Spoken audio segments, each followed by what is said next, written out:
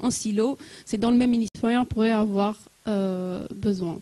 La participation, c'est la participation du citoyen quant à l'élaboration du budget. Comme vous le savez, depuis l'année dernière, le budget a été un budget participatif. Donc le citoyen participe à l'élaboration du budget. Ensuite, la performance. Pour définir en fait la performance, c'est 3 axes. C'est une performance socio-économique, efficacité socio-économique, qui est le bénéfice attendu par l'action de l'État, c'est-à-dire les ministères, les entreprises publiques, pour le compte du citoyen.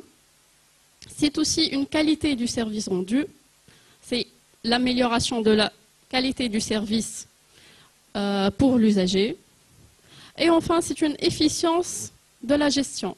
C'est une efficience de la gestion publique, c'est-à-dire une optimisation des ressources.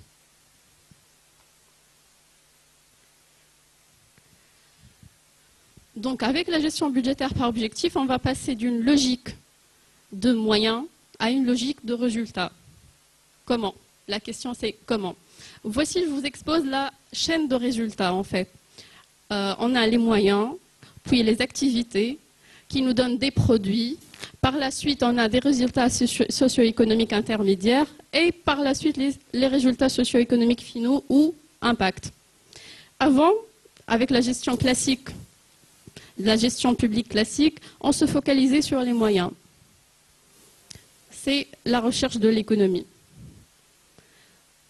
Là, actuellement, avec la gestion budgétaire par objectif, on va passer à une recherche de performance, c'est-à-dire une logique performance, une logique résultat. On va essayer d'atteindre des résultats socio-économiques intermédiaires et par la suite atteindre les résultats socio-économiques finaux, à savoir les résultats impact.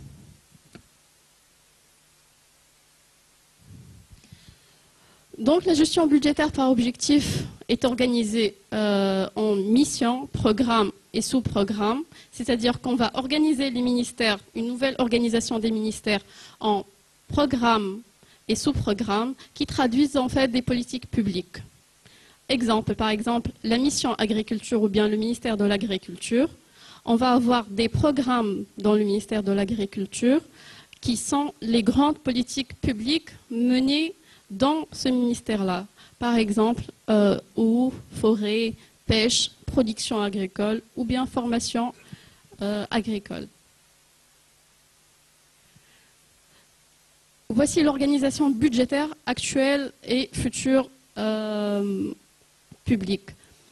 Là, actuellement, on a les ministères, ce sont des chapitres budgétaires qui sont divisés en 12 parties. Ces parties-là sont subdivisées en articles, paragraphes et sous-paragraphes.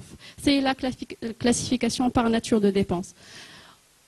Par la gestion budgétaire par objectif, on voudrait atteindre les ministères, que les ministères soient une mission, lesquelles missions sont divisées en programmes, les programmes en sous-programmes, et à chaque programme, on fait rattacher des objectifs quantifiés et mesurés à l'aide d'indicateurs de performance.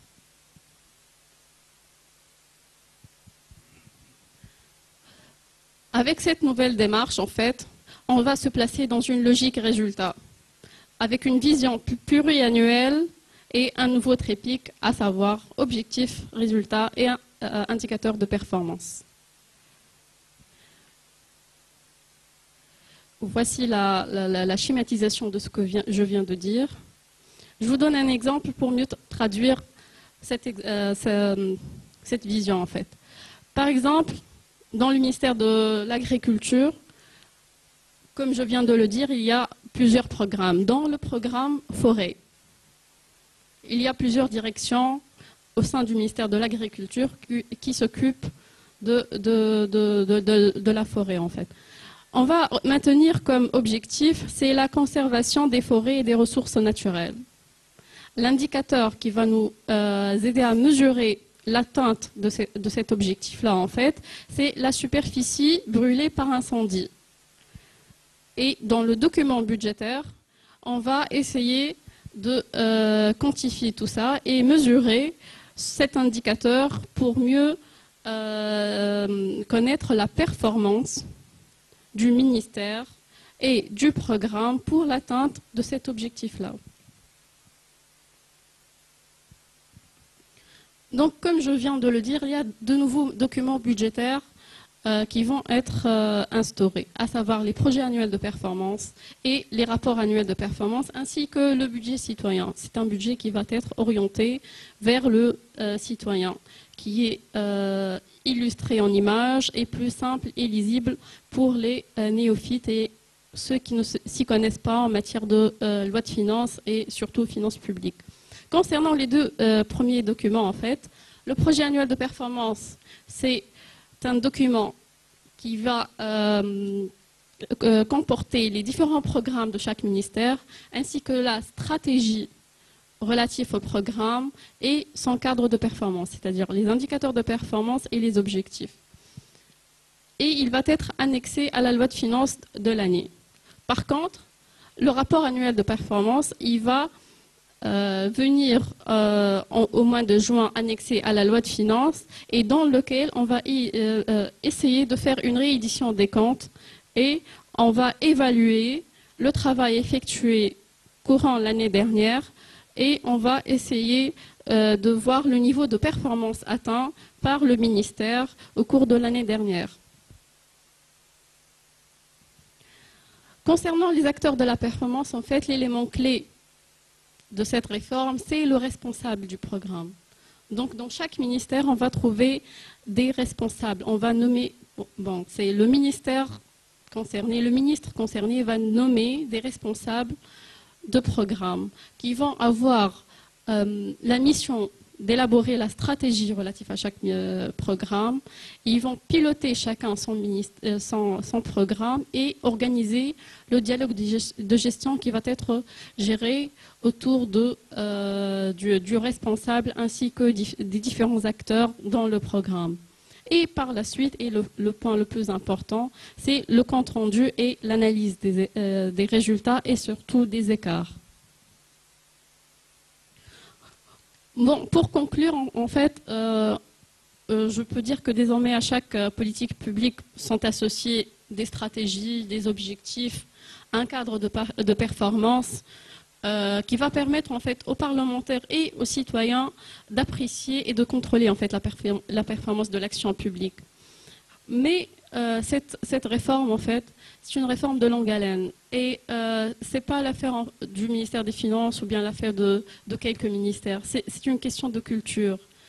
La culture de la participation, de l'évaluation, de l'auto-évaluation et surtout de la responsabilité et de la redevabilité. Donc, la culture, en fait, c'est très difficile de changer la culture, en fait, des gestionnaires et de l'administration. Donc, oui. Donc, j'espère qu'on va y arriver. Et, merci. Merci à tous. Merci Madame Laure de cette présentation de l'état des lieux de la réforme de la GBO, comme vous l'avez si bien expliqué. Sir Abdelrahman, je sais que ce sujet vous est cher et vous êtes l'ancien directeur général de l'unité chargée de ce projet. Et j'aimerais à ce sujet que vous interveniez sur l'état des lieux aujourd'hui. Où en est ce projet-là? Mais j'aimerais aussi que vous terminiez par votre nouvelle fonction, vos nouvelles fonctions aujourd'hui. Vous êtes en charge de l'une des structures administratives les plus importantes en matière de fourniture de services pour le secteur privé et qui est appelé plus que d'autres administrations à être à un niveau de performance assez élevé pour répondre aux besoins de ses clients. Qu'en est-il aujourd'hui avec l'aide, bien sûr, de l'Aqid l'EFI avec vous pour les douanes tunisiennes? Merci. Merci. Je vais commencer par la performance et par la GBO quand même. Tout d'abord, merci Naourz parce que c'est l'avant-veille que je lui ai demandé de préparer cette présentation. Elle n'est pas dans son rayon. Madame Mrim Kanzari, qui est la spécialiste de la performance, elle est en mission, donc elle a fait l'effort et c'est assez correct, donc merci. Ils sont plus ou moins polyvalents, une petite équipe mais très efficace, très sincèrement. La GBO, c'est un projet immense. Immense parce que ça couvre pratiquement tous les aspects des finances publiques. À deux exceptions qui sont claires, les marchés publics et la fiscalité. Donc, hormis l'aspect fiscalité et les marchés publics, pratiquement, on couvre tous les aspects de la dépense publique. Sur le plan budgétaire, sur le plan comptable, sur le plan système d'information et sur le plan contrôle, et aussi les aspects techniques qui concernent un peu les applications, la nomenclature et, pour finir, la performance. Parce que la performance, ça c'est l'objectif qu'on vise, mais le projet est lourd. Il est lourd parce qu'on a des groupes qui travaillent sur des aspects très techniques et les intervenants sont multiples et c'est une démarche participative. C'est-à-dire, si on prend un peu l'approche participative pour la gestion des finances publiques, c'est tout à fait légitime, c'est tout à fait normal que pour la conduite du projet, il faut qu'il y ait une certaine implication, un certain intérêt à ce projet, sinon ça ne marche pas. Ça n'a pas marché à certains moments parce que, justement, le projet il est ancien, même en Tunisie, ça date de 95. Pour la Tunisie, c'est bon, ça fait 18 ans quand même. Hein. Mais en 95, c'était une simple annonce politique qui est restée sans suite. 2003, relance du projet avec la Banque mondiale, donc c'était quelque part sous pression. C'était de l'expertise, c'était des travaux, mais c'était des travaux à huis clos. C'est-à-dire une unité, un directeur général, un cadre, plus 2-3 experts. On a sollicité quelques administrations à contribuer aux travaux, mais c'était un résultat qui était resté là. C'était intéressant sur le plan intellectuel, sur le plan théorique, mais c'était un document de rangée au niveau de l'unité GBO dans l'OTAN au ministère des Finances.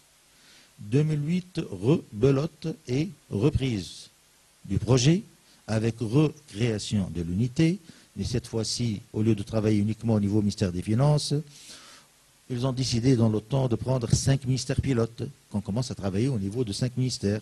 Ils ont opté au choix de 5 ministères, l'agriculture, l'enseignement supérieur et la recherche scientifique, l'éducation nationale, la santé et la formation professionnelle et l'emploi. Donc ces 5 ministères ont été choisis en tant que première vague de ministères expérimentateurs. Il y a eu création d'unités chargées du projet. Donc, pendant la période, disons, 2008-2011, le projet est resté non plus uniquement l'apanage du ministère des Finances, mais l'apanage des unités GBO, plus quelques intervenants au niveau de ces 6 ministères, ministère des Finances et ministère expérimentateur. C'est une population d'environ une cinquantaine de personnes en tout et pour tout qui étaient concernées par le projet. Le choix qui a été fait début 2012. Il faut reconnaître qu'il y a une certaine conjoncture qui a été très favorable pour lancer et relancer encore une fois le projet. C'est la révolution. Donc l'accès à l'information, ça devient un droit. L'ouverture de l'administration, ça devient obligatoire. On n'a plus le choix. Et l'approche participative, l'implication des citoyens pour la définition des politiques publiques, ça devient un choix politique inévitable. Donc, la décision qui a été prise, disons, janvier-février 2012, c'est de passer tout compte fait à l'expérimentation, mais cette fois-ci, pas à l'expérimentation en virtuel, mais à l'expérimentation en exécution. C'est-à-dire, on ne peut plus demander au ministère expérimentateur de travailler en virtuel comme si c'était quelque chose de clandestin. Autant qu'il passe à la préparation d'un budget directement en mode GBO, axé directement sur le résultat, et qu'il puisse négocier, discuter ce projet en mode GBO, et qu'il puisse l'exécuter en mode GBO. Donc pour cela, il fallait travailler sur une nomenclature, pour cela, il fallait travailler sur les systèmes d'information. Donc il y a eu un conseil ministériel restreint, c'était juin 2012, qui a justement validé cette approche-là Et on a travaillé justement sur la préparation d'une nomenclature non pas définitive mais provisoire, qui a été prise en charge par le centre informatique du ministère des Finances, qui nous a permis de lancer ce chantier, moyennant quelques assouplissements au niveau des contrôles. Donc le projet commence à se faire ressentir, à avoir une certaine légitimité, parce que les DAFeurs, les gens concernés par la préparation et par l'exécution d'un budget, commencent à sentir que ça devient quelque chose d'inéluctable. C'est plus quelque chose qui l'apanage d'une frange de fonctionnaires qui travaillent en virtuel, ça devient quelque chose de concret. Donc la GBO, c'est plus quelque chose d'intellectuel, de théorique, et le budget et les crédits restent l'affaire de la démarche classique. Et depuis, on commence à ressentir aussi bien l'adhésion que les réticences. Parce qu'il y a des gens qui sont intéressés, mais n'empêche, l'administration tunisienne, c'est une administration très conservatrice. Ça, il faut l'admettre, hein. C'est des gens qui estiment qu'on a un bon système, que ça marche, et que les finances publiques sont tellement sécurisées, et qu'ils apprécient un peu ce système-là. Or, à mon sens, et je reviens ici, je rejoins plutôt la performance, on n'a fait que reculer sur les 30 ou 40 dernières années côté performance. La performance est liée quelque part, même si ce n'est pas formalisé, parce que lorsqu'on travaille au niveau d'un ministère quelconque, l'agriculture, l'équipement, l'environnement ou l'enseignement supérieur, il y a des objectifs, qu'ils soient dits ou non dits, qui sont poursuivis. Ça, on le sait. Déjà, même au niveau de la mesure de la performance, aux indicateurs de mesure de performance, on a eu l'embarras du choix. C'est-à-dire au niveau de certains départements, au niveau de certaines directions générales, on voulait se limiter à 2 ou 3 indicateurs pertinents. Et on était devant l'embarras de repousser les propositions qui portaient sur des dizaines d'indicateurs. Donc l'administration, elle est là et elle est habituée à poursuivre des résultats qui sont clairs, qui émanent d'une certaine stratégie quand même, d'une certaine vision politique au niveau du domaine concerné. Et n'empêche, durant ces 30 ou 40 dernières années, on assiste à une certaine culture qui commence à s'instaurer et qui est pratiquement la résultante d'une conjoncture politique dans le pays. C'est cette tendance à raisonner couverture plutôt que performance. C'est-à-dire, au niveau de tous nos systèmes réglementaires, marché public, procédure administrative, on raisonne couverture, soi-disant pour être transparent. On retrouve pour chaque acte administratif, les intervenants sont multiples, qui émanent de plusieurs départements, et c'est très souvent collégial, mais ce n'est pas avec cette collégialité positive, mais cette collégialité qui pose problème, qui ne fait que alourdir et donc aggraver le coût de chaque acte administratif. Ça, c'est un constat et ce n'est pas, à mon sens, quelque chose de positif, même si c'est un peu défendu par quelques-uns jusqu'à maintenant qui estiment que la gestion publique, ce n'est pas la gestion privée. La GBO, la meilleure définition, je ne sais pas qui l'a dit, mais la GBO ou la GAR, la gestion axée sur le résultat, ou la GPR, peu importe la dénomination, la meilleure définition, j'estime, c'est la reprise dans la sphère publique des meilleures pratiques, des best practices issues du privé. Donc, bien sûr, ne pas reprendre tout, parce que ce n'est pas applicable, parce que le public, ça a une mission différente de celle du privé, mais n'empêche, à mon sens, lorsqu'on parle de corruption, la pire des corruptions, c'est gaspiller de l'argent inutilement. Un achat public pour quelque chose qui coûte 100, logiquement, avec la loi du nombre, de la quantité, logiquement, le public doit en disposer avec 90. Si on est à un surcoût par rapport au prix affiché au détail, c'est que quelque part, notre système pose problème. Et ce surcoût-là, à mon sens, c'est la pire des corruptions, et c'est une corruption réglementée, légale. Donc, construire un système tourné vers la performance, ça va prendre énormément de temps. Parce qu'il s'agit de remplacer, de changer une culture. Mais l'intérêt de la conduite et des avancées du projet GBO actuellement, c'est de préparer un canevas, c'est préparer la forme, parce que sans le canevas, sans la forme, sans la nomenclature, sans la comptabilité, sans le retour d'informations et sans cette transparence, on ne peut pas avancer. Donc on raisonne à ce que on va mettre en place un système tourné vers le résultat du jour au lendemain, ça ne va pas passer, il y aura beaucoup de réticences, parce que l'administration, qu'on le veuille ou pas, c'est une machine très lourde à faire avancer, donc pour faire bouger les choses, c'est pas évident. Quelque chose qui semble tellement simple, tellement évident, tellement compréhensible, on s'attend à ce que du jour au lendemain, on va chambarder, mais c'est pas évident, on risque de prendre des années. Donc l'essentiel, c'est de construire une nomenclature moderne, qui s'y prêtent, des systèmes d'information modernes, de retoucher nos systèmes de contrôle au fur et à mesure parce que les contrôles sont trop pesants et que la responsabilité devient quelque chose que le Tunisien évite. C'est-à-dire, on est en train d'assister à une population de gestionnaires, de managers, de responsables qui apprécient qu'il soit contrôlé a priori parce qu'ils apprécient cette couverture. Or, si on raisonne comme ça, on ne peut pas être performant. Et pour changer cette mentalité, il nous faut un certain temps. Et à mon sens, on est sur la bonne voie, mais ça va prendre encore quelques années. Merci.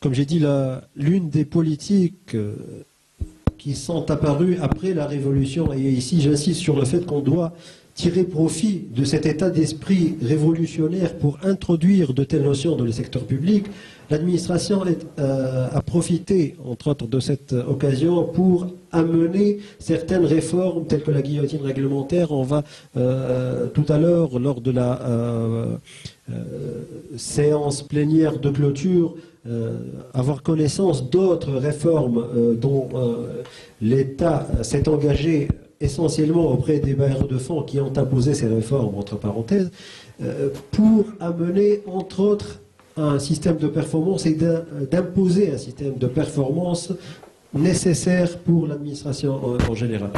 Je passe la parole à l'audience, si vous avez des questions, et tirez profit de nos experts ici présents. Bon. Ibrahim.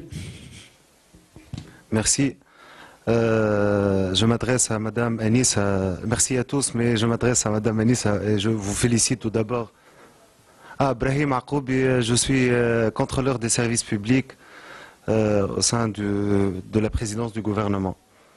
Je vous félicite pour votre présentation, mais permettez-moi de vous dire qu'elle manque un seul mot.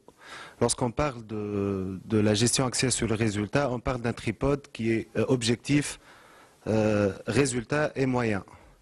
Donc l'efficacité, c'est les résultats par rapport aux objectifs. L'efficience, c'est les résultats par rapport aux moyens. Et l'économie, ça manque le mot économie en fait. L'économie, c'est les moyens par rapport aux objectifs. Après, Madame Laura Spentich, elle a dit la logique d'avant, c'était une logique de moyens. On doit rester dans cette logique, même lorsqu'on parle de la gestion axée sur les résultats. Surtout en Tunisie, on manque de ressources. Et on peut faire des économies via la réallocation des ressources. Donc juste ce mot, c'est très important, hein, si on veut être orthodoxe. Merci. Merci Walid Bahajamar, DG Comet Engineering. L'administration Je n'ai jamais travaillé dans l'administration, mais je la pratique tous les jours. Et moi, j'ai constaté une déliquescence de l'administration en Tunisie depuis les 10 ou 15 dernières années. Et je me pose beaucoup de questions sur la réelle capacité aujourd'hui de l'administration, puisque je travaille beaucoup en dehors de la Tunisie et je constate que des pays qui étaient derrière nous en matière de compétences, de savoir-faire et de capacité à réaliser sont aujourd'hui devant nous. Beaucoup de pays africains sont aujourd'hui nettement plus efficaces que nous. Quand on travaille avec le ministère de l'Équipement aujourd'hui, on travaille encore avec des bordereaux, des dépôts, des décharges, etc. Le mail n'existe pas. Le système d'information est le mail étant l'état zéro du système d'information, il est inexistant aujourd'hui. Et donc on a vraiment beaucoup de soucis par rapport à ça. Le deuxième commentaire que je voulais faire, c'est Abdelrahman, la plus grande corruption au sein de l'administration n'est pas de dépenser plus d'argent qu'il ne faut, n'est pas de faire payer de l'argent quand on ne doit pas le faire, mais c'est l'administration qui est soumise au pouvoir politique. C'est une administration qui n'est pas républicaine. C'est une administration qui n'est pas là pour faire appliquer la loi, mais une administration qui devient la loi. Et le grand problème en Tunisie, c'est celui-là. C'est que l'administration devient la loi, l'administration devient la police, l'administration devient la justice, l'administration devient celui qui donne ou ne donne pas, accorde ou n'accorde pas.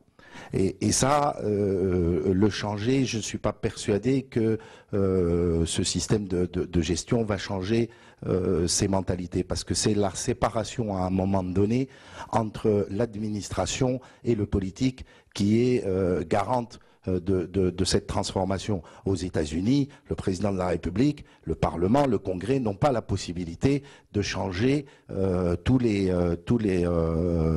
responsables administratifs. Ils ont une liste de quelques responsables sur lesquels ils ont un certain pouvoir. Au-delà de cette liste-là, ils ne peuvent pas changer les gens. Ils n'ont pas ce pouvoir-là. Et il y a nécessairement à passer par des changements de cette nature-là pour arriver à des résultats. Or, l'administration, à mon sens, dans la constitution tunisienne est totalement oubliée. Ça veut dire qu'on ne cherche pas à construire une administration républicaine.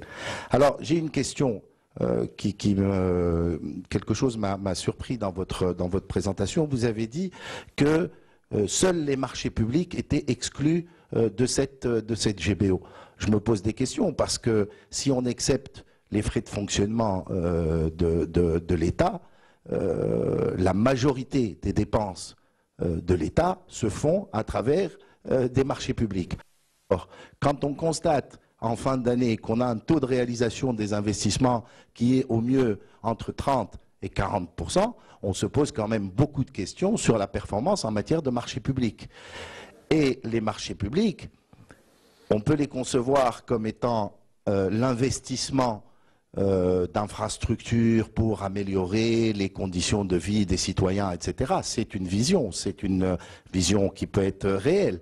Mais il y a aussi une autre vision des marchés publics, à savoir que c'est un investissement économique, puisque derrière, ça fait vivre des entreprises, et donc c'est la principale, je dirais, forme d'investissement dans le pays.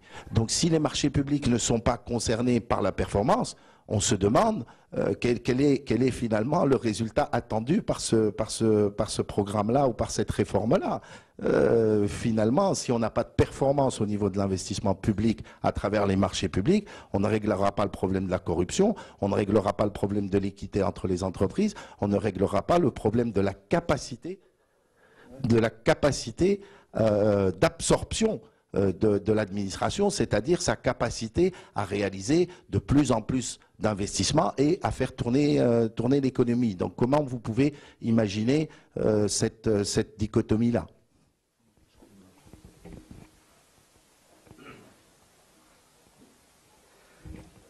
أنا اسمي زكريا بالخوجة je me positionne disons dans le partenariat public-privé. J'étais dans le privé, je sors d'une expérience في الإدارة justement de 10 mois au sein du ministère du Développement. Et d'abord, je voulais tous vous remercier et souligner la qualité de votre intervention et surtout la franchise. Hatta Saad Abdelrahman, il a parlé franchement des problématiques et ça, avec Walid, Walid a tendance à toujours être rentre dedans. Voilà, je voulais un peu.